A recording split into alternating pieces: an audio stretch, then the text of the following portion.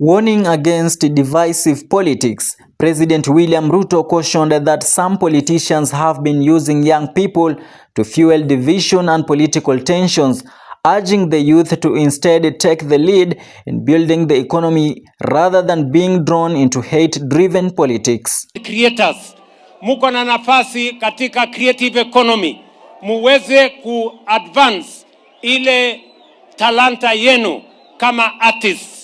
Na kwa sababu hiyo, mimi nataka nyinyi vijana muwe makini.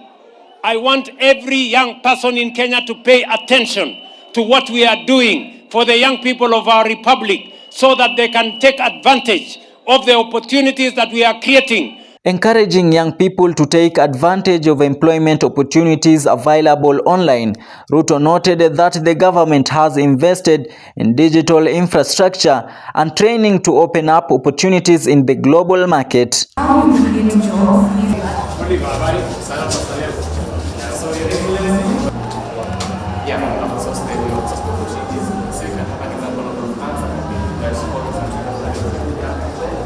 Ruto has also defended the broad-based government, saying it has enabled different political groups to work together for the benefit of citizens, stating the government's unwavering commitment to continue implementing services to Kenyans. Hatutaki siasa ya ukabila, hatutaki siasa ya ubaguzi. Tunataka tuunganishe taifa letu la Kenya kwa sababu umoja ni nguvu.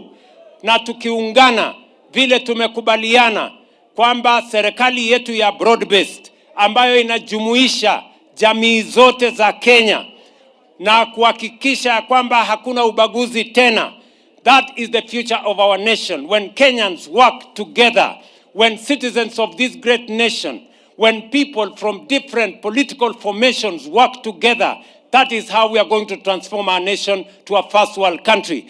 With calls for unity and investment in technology being highlighted as the foundation of economic transformation, young people have been encouraged to utilize the available opportunities to create employment for themselves and to contribute to national development.